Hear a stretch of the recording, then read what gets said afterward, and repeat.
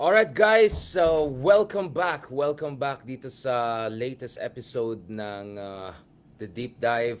Mukhang hindi pa rin sumablay. Wait. Okay, okay, okay. Ito na guys, live na tayo. Ito. Quickly lang pasensya na, hindi nakayanan ng internet natin. Talagang walang kwenta talaga yung internet sa Pilipinas. Napakamahal-mahal pa naman. Hindi nakayanan sabay yung live natin kanina sa TV interview natin. But at least yung mga friends natin sa YouTube, ang others were able to catch it. But gusto kong balikan actually some of the points that were raised by sila Gretchen, Regina, among others towards the end of yung interview natin kanina, which is yung itong impeachment kay Sara Duterte. No, I want to discuss that in from different angle because actually ang narinig natin nowadays is that okay, I don't want to read it per se, quote unquote, kasi it will look like I'm parang attacking particular person or not. I'm not. I'm just looking at certain tendencies. So anyway, may mga kaibigan tayo dyan na ang position po nila, well actually, yung iba parang tayo yatang tinatamaan na. Sinabi ng iba, now there are those neither pro-Marcos nor pro-Duterte who are goading us to effectively side with the Marcoses first now and help them as they crucify the Dutertes, thereby attempting to mobilize the working class in favor of one dynasty against another, as if nothing was learned from the disastrous tactic of siding with the Aquinos against the Marcoses in 1986, with the Arroyos against the Estradas in 2001, with the Aquinos against the Villarroyos in 2010, or with the Dutertes against the Rojas Aquinos in 2016. There's a way to escape this vicious cycle, support neither the Marcoses nor the Dutertes, and concentrate on building up the autonomous power of the working class and other oppressed groups so we will never again become cannon fodder in the bloody internecine games of our country's corrupt dynasties. Okay, so in short, basically ang point dito, in fairness naman, sinasabi na may mga kaibigan tayo dyan na not necessarily pro-Marcos or pro-Duterte, but effectively by overwhelmingly focusing dito sa impeachment ni Sara Duterte, tinutulungan nilang si Marcos. And that itong mga tao na ito mukhang walang natutunan sa ating kasaysayan because in fairness, and we had a very extensive discussion with Dr. Joseph Scales dito sa podcast natin about, very dark history of progressives in the Philippines, including people from the far left siding with Villarroyo, siding with Arroyo, siding with different trapos, and then ending up holding the empty bag. And of course, the most dramatic case was when some of the far left or progressive folks, depending on how you want to classify them, were actually also not only supporting of Digong when he ran for presidency in 2016, but actually were also very much part of his cabinet. At least 2 or 3 early members of Digong's cabinet were in one way or another associated with the far left or communist movements in the Philippines, no? So yun po yung konteksto siguro ng intervention nito na sana matututo tayo sa ating kasaysayan because every time yung mga progresibo ay tumulong sa mga traditional politicians, trapos, dynasties, they ended up not only being the losers, meaning nagpagamit sila, actually they end up also undermining political left, undermining progressive alternatives, and also undermining prospects for a democratic transformation or a democratic break. And in a way, also ending up as unwitting enablers of a broken political system. Okay, when it comes to that critique, again, as I said, we already had Joseph Scales on this show, who I think most eloquently has written on this issue.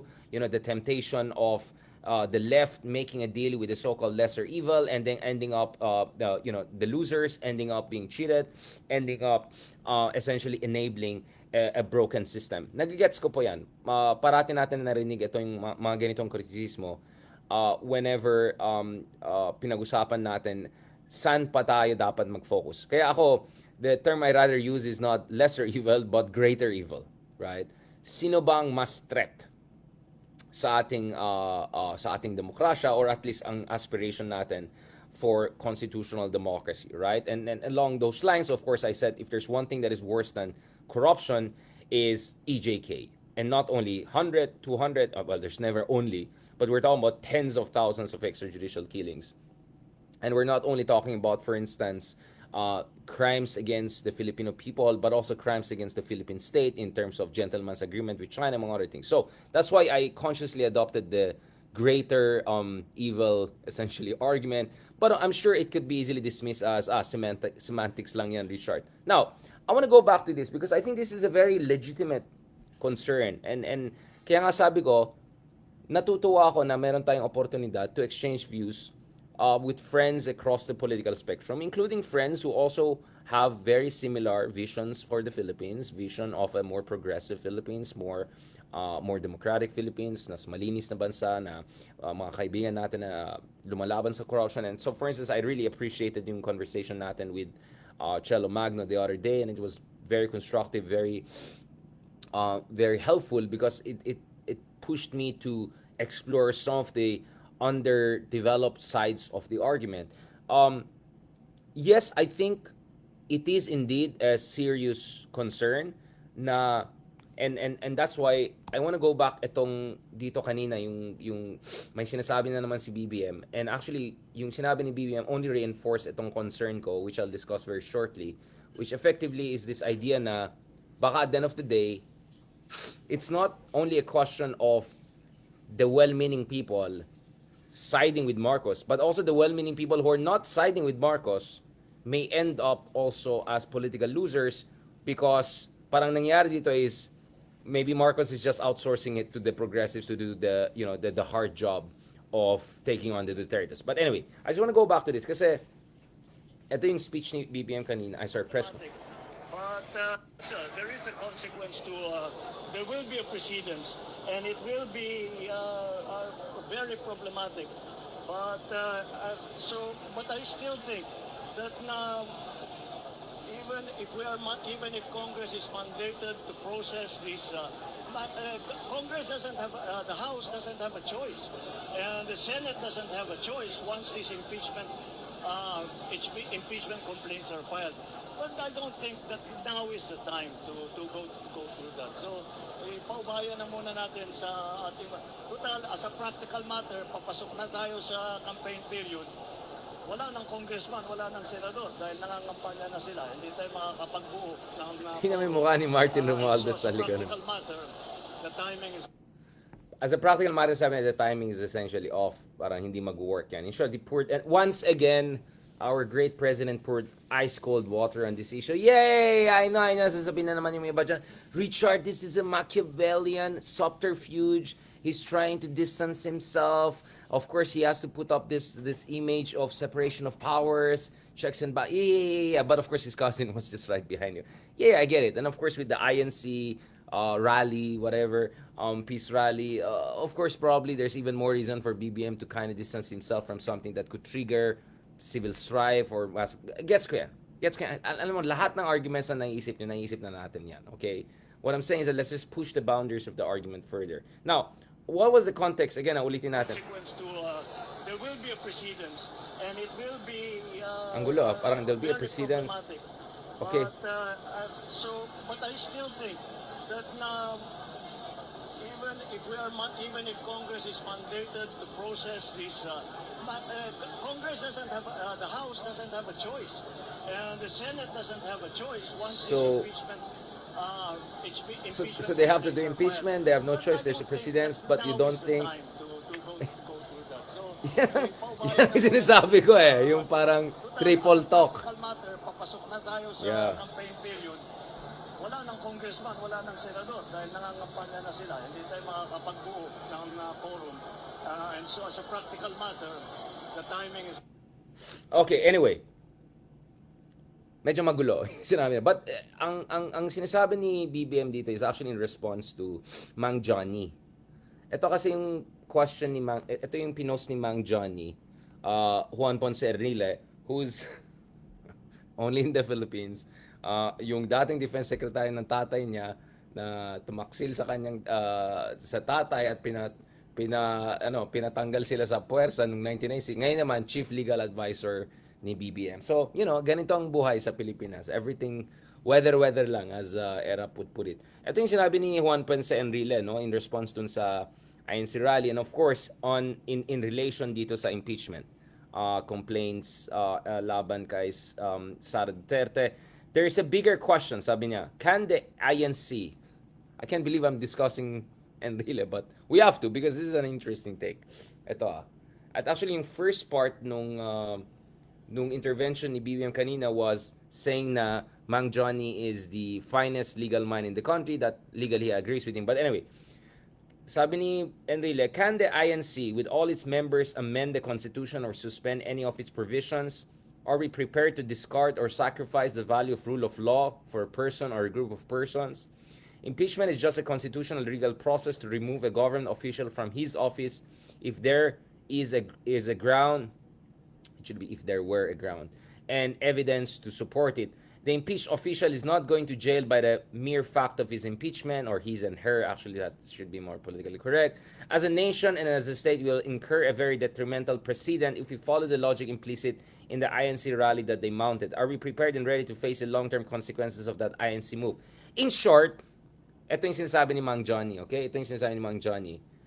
Dapat ba magpa-intimidate ang Estado sa peace rally ng isang malaking religious organization? Essentially, yun ang argument ni Mang Johnny. That pagdating sa issue ng batas at sa issue ng saligang batas, sa issue ng accountability, yung issue ng accountability and transparency, hindi dapat mob rule dito. Hindi dapat ito ay palakihan ng rally. Dapat ang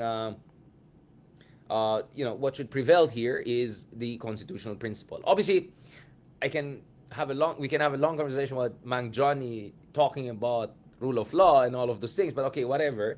But it's a very important intervention because essentially ang sinasabi ni Mang Johnny dito is, hindi, kung talaga may grounds for impeachment si Sara, no amount of million strong, 500 strong, 300 strong, 300,000 strong, 1 million, 1.5 million, none of that should intimidate the state or prevent the state from exercising its duty, its constitutional duty. So in short, ang sinasabi ni Enrile dito is hindi kami na-intimidate.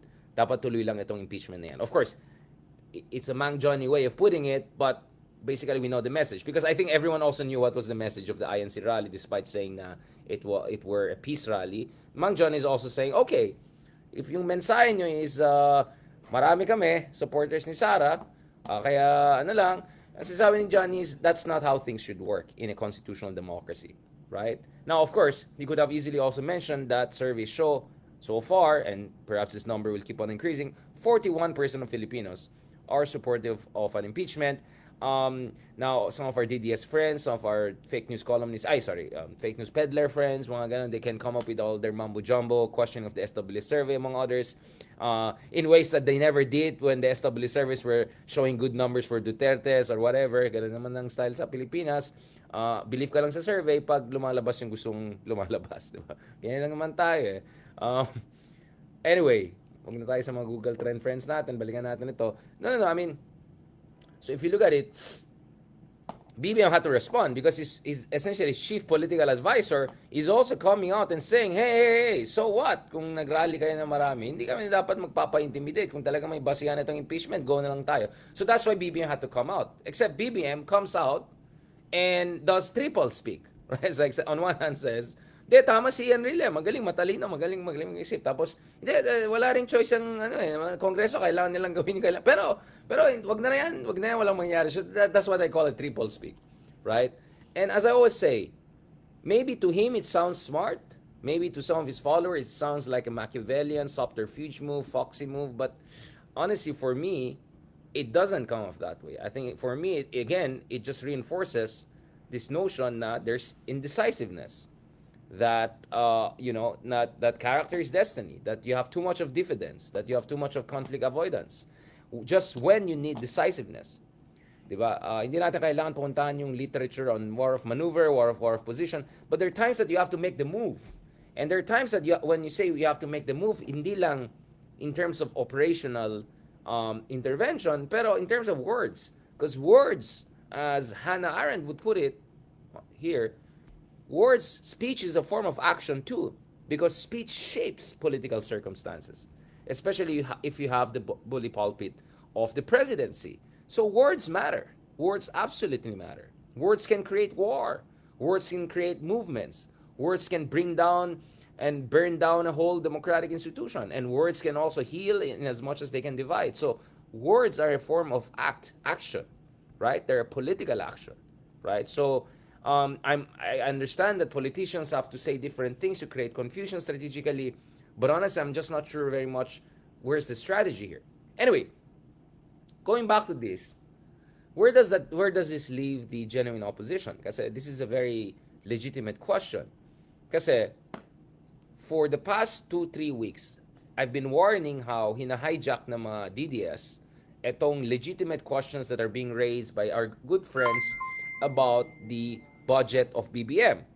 But at the same time, I also agree to a certain degree with this argument that dapat hindi rin magpagamit ang totoong opposition sa administration in terms of doing the dirty job. Because look at it, all of the impeachment complaints, Akbayan, Makabayan, progressive groups, Magdalo, etc. At kanina po, nagsama-sama itong mga grupo na nagsampa ng mga ng tatlong impeachment complaints to show a united front and put pressure on the government to move forward. So dapat sisiguraduhin din ng opposition na hindi sila magpagamit or hindi sila gagamitin ng administration just to do the dirty job of... Kasi tama rin si Sir Ronald in a sense that, although Ronald didn't articulate it fully, but my read is that there are some people there, may mga trapo dyan na sinasabi nila, okay lang yan kahit di na natin ma-impeach yan si Sara, pabaksak naman yung mga approval ratings at numbers na eh. So as long as we just weaken her politically, and as long as tapon lang tayo ng tapon ng kaso sa kanya, we can essentially contain her. So, some of the tapos who don't want to do the dirty job, when I mean dirty job is actually the right, the hard job, for them, their preferred option is just containment. I-contain mo yung mga Dutertes, just sampahan mo ng kaso, disbarment, NBI case, impeachment, kahit hindi ma-impeach yan si Sara, humihina naman siya consistently. So that should be good enough. And that should be good enough to protect their interests and at the same time to prevent a moment of direct and all-out war or confrontation, if not civil strife. But yun nga, tama naman point ni Sir Ronald, the rabbit is out of the, you know get what I'm saying? Like, we have already crossed the Rubicon. And once you have crossed the Rubicon, I forgot the Roman term for that. There's a very important Roman word that historians use to explain when Caesar literally crossed the Rubicon. No, discrimen, I think is the term. All right, I think the term is discrimen. Yeah, parang one way of interpreting the word discrimen Latin is this moment of anxious, this crossroad moment when your entire fate will be determined by the next move you'll make, right? This moment of immense intensity and high stakes dilemma. Discrimen, I think that's the Latin term for it.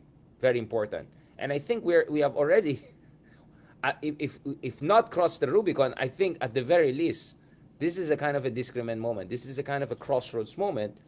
So what you don't want here is nag-outsource lang yung admin ng dirty job sa mga progressives at sa mga tunay na opposition laban sa mga Dutertes. Now, having said all of those things, let me reiterate yung fundamental argument ko dito. And actually, I posted something about that kanina.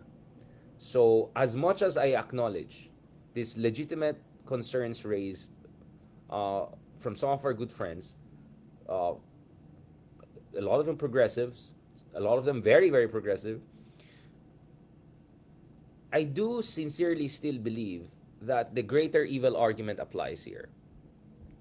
Kaya kanina, ito po yung post natin, genuine opposition cannot go just neutral in the Duterte-Marcos showdown. It can both actively help take down the greater evil, Gentleman's Agreement, West Philippine Sea, tens of thousands of EJKs, Farmali, Pogo, whatever, while also building its autonomous power ahead of the 2028 elections. And then, sabi ko, none of this also prevents the opposition, genuine opposition, from also checking the worst impulses of the current administration, including, and see, this is why I'm eyes wide open, including potential Chacha showdown, inter alia, with the Marcoses ahead of 2028 elections, if ever, let's say, there's a temptation for charter change after Sara Duterte gets impeached, assuming that scenario happens. So in that very short, yan ang mahirap kasi sa dapat ikasya mo lahat diba? But nevertheless, I said this, fact, things are not mutually exclusive. This is very important. You can actually sequence struggles strategically. So, pwede mo unahin yung sa tingin mo ay mas malaking threat sa bansa. And then while you're taking down the greater evil, you mobilize your political capital, you build up momentum, then you take on the so-called lesser evil, right? So actually hindi ito this is not mutually exclusive. I don't believe that. I think you can build an autonomous power for the opposition while you're doing this sequential struggle. And as I said again, we are essentially in many ways students of Gramsci. I think I completely agree with Antonio Gramsci that you have to have some sort of dynamic flexibility. You have to be both tactically and strategically adept. And as I said, sometimes you have to have war of position, sometimes you have to have war of maneuver. I think if sa tingin mo talaga, kung konbinsido ka, we had Franz Castro on this show, we had Percy Serdani on this show, and their position is very clear. There's enough evidence for impeachment. So let's just go ahead with it. Now, that doesn't mean na you will just be the junior partners of the Marcos Jr. No. In the meantime, you're also building your support base. So you can do war of maneuver against Duterte's now, and then you can do war of position over the next 2 or 3 years to check the worst impulses of the administration and at the same time lay down the ground for 2028 elections kung saan sisiguraduhin mo na none of the bad dynasties will end up in any major position of power, neither presidency or the vice presidency. Senate and all mahirap. But at least for president's vice presidency, who knows? Maybe Lenny, maybe Risa, maybe some less problematic politician could be in a position to make sure na Duterte's will not come back to power or the Marcoses will not have their puppets or whatever also perpetuating their regime, etc. Right? So sabi ko nga, yun ang problema ko sa ganyan argument. Hindi siya mutually exclusive. You can actually sequence struggles. You start with the greater evil, quote unquote, and then you go to the next one. At the same time, while you're doing that, you do war of maneuver, you do war of position, you're also building your autonomous power and position. I think theoretically it makes sense, but more importantly, I think it operationally makes sense. Because kung yung ibang kaibigan natin are actually aware of the day-to-day facts of our politics, hindi lang yung mga broad brush strokes of history, but which of course we do we can start with Hegel and all of that, but we can do the Hegelian analysis of the evolution of the Geist of Philippine politics and all of that. Fine, we can do the electrical analysis, but as Gramsci would put it, you also have to understand the day-to-day tactical evolution of the political landscape, and you have to respond accordingly. So in short, hindi po mutually exclusive. You can start with the greater evil and at the same time, you do the war of maneuver now, then you position yourself for the big one, the next major war of maneuver, hopefully in 2028, in terms of making sure you get the right people in the positions of power, right? Or at least prevent the worst people getting in. Do you get what I'm saying, guys? So, dapat ganyan dynamic, multifarious ang process of thinking. Now, obviously, I think it doesn't help that some of our friends, including some of the guests we had here, ay masyadong excited to say, Duterte lang talaga sa sobrang masama mong Dutertes. Essentially, in-imply dyan, hindi naman okay na yan si BBM. Well, hindi. I don't agree na okay na yan si BBM. I think there's some serious concerns that we have to address, and I welcome the efforts of a lot of our good friends who are looking at the budget or looking at how BBM is not doing enough to veto the worst part of the budget.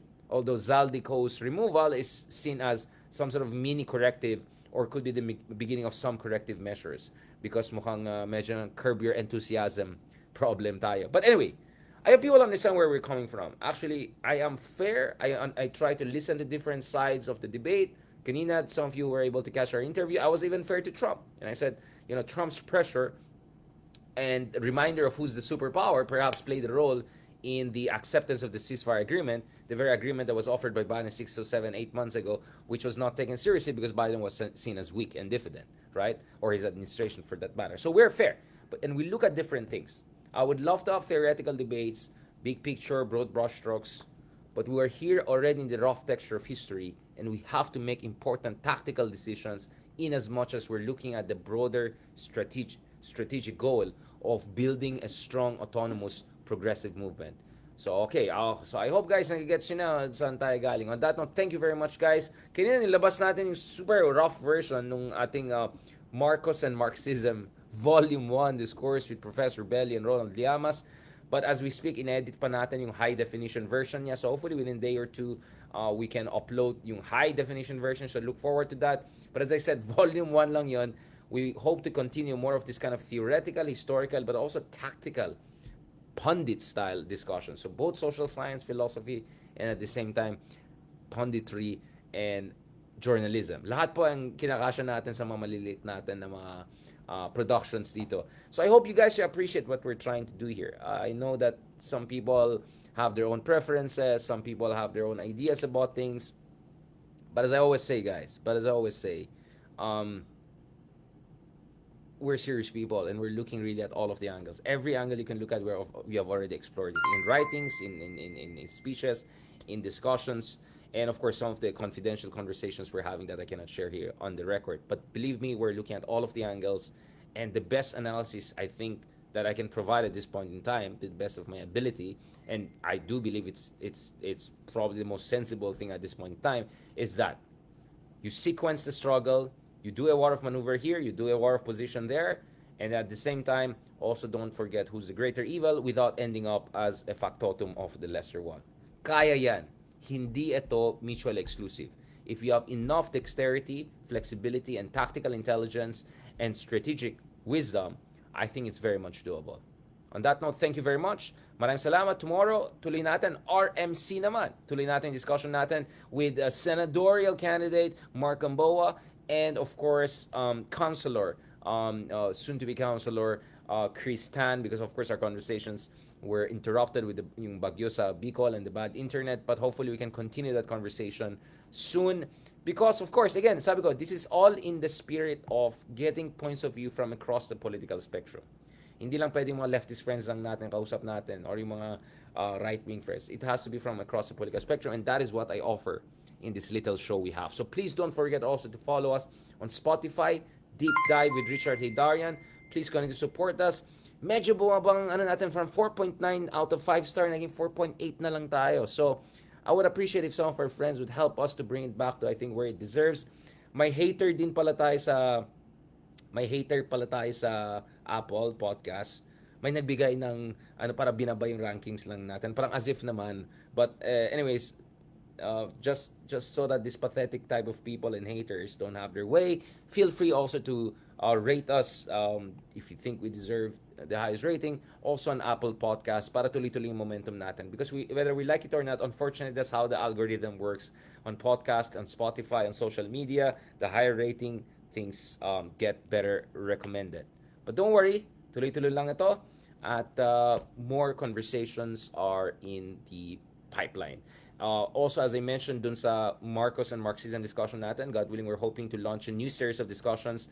Ito yung podcast series na Changemakers, kung saan we're hoping to talk to 12 of the leading changemakers in Philippines ahead of the 2025 elections, or actually through the 2025 elections. Ito yung mga tao at the local government level, at the national level, essentially from Riza Ontiveros to Vico Soto, whoever, na tumutulong sa atin to finally bring about a transformed and a progressive form of Philippine Democratic Republic. Salamat, God bless, and talk to you.